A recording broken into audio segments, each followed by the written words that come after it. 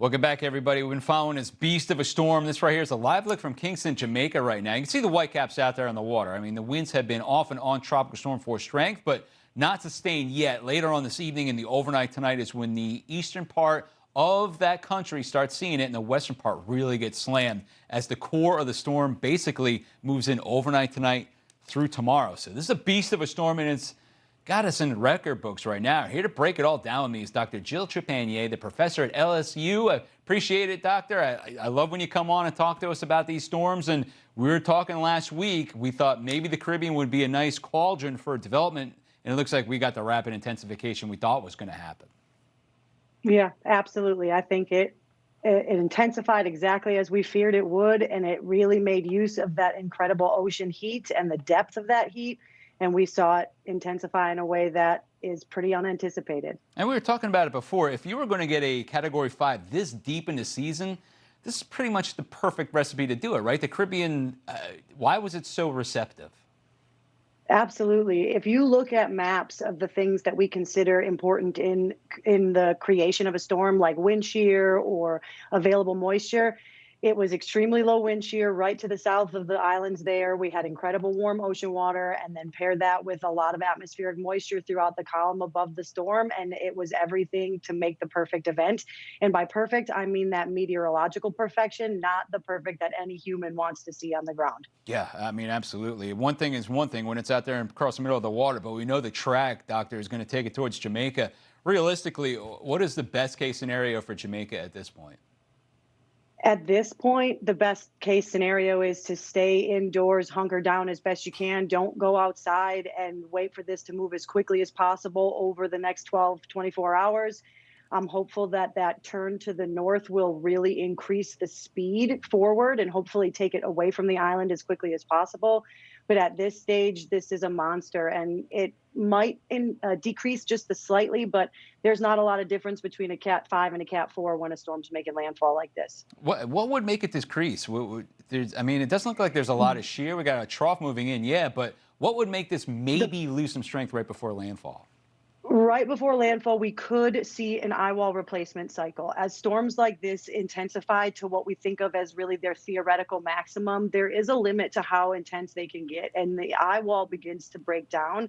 Typically, when this occurs, we see some weakening. However, with the distance we're talking and the time we're talking, even if that did occur before landfall or even over landfall and it's over that landscape, it's not going to do enough to decrease the wind intensity and the rainfall and the surge around this island. I mean, pair that with the Blue Mountains, with landslides and that topography, we might see some pretty devastating conditions here in the next 24 hours. Yeah, we're looking at the diameter of the eye right now. It's 10 nautical miles, so like what, a 10, 11 mile wide diameter. Have you seen any evidence at all of an eye wall replacement starting to happen right now? No, not right now. What I have seen is in the latest National Hurricane Center discussion, there is some uncertainty in the intensity forecast over the next 24 hours. And the biggest indication is that. That would be the only thing that could cause those models to begin to disagree on what we think the intensity is going to do. But looking at that satellite image, it is a bullseye pinhole. There is very little stopping it from bringing some catastrophic characteristics to Jamaica's south coast and really the island as a whole. All right, so that happens overnight tonight. Then we'll pick it up tomorrow morning, tomorrow afternoon. Where does it go from here? I mean, I think then we're seeing a straight shot into that northwestern or northeastern space, excuse me, as we shoot across the North Atlantic. I think it will move quickly, and you'll see it stretch out as a lot of those storms tend to do as they move into the middle latitudes. There's a lot of shear in the North Atlantic, and I know you mentioned Bermuda earlier. Certainly, it'll have wind and rain as it moves through, but hopefully move much quicker than this storm has been stalling thus far. I hope to not see that again. Do you think it's going to recover enough to maybe still be a Category 3 storm, even with a lane interaction in that shear as it gets closer to Bermuda? Yeah.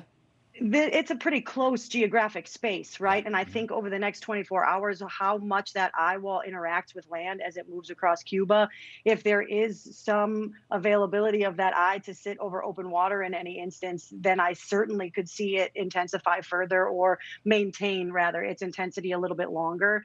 But I do think the second it gets beyond those islands, the sheared environment will lead to some breakup of that structure. That's not to say it won't still be devastating, right? I'm seeing on some models some pretty high winds along the eastern seaboard, even as it stretches outward in that middle latitude space. So something to keep an eye on. That was my next question was East Coast of the United States. Do you think that the only thing we're going to find maybe some swells out of this because we're shielded right now by Cuba and the Bahamas? But what about later on this week? Yeah, I mean, I think that's exactly right. I think as it moves its way into the North Atlantic, that edge, right, that western edge, as it interacts with the landscape, as it moves across, you might see some additional swells. You might even see some additional disturbance rain showers as a product of it.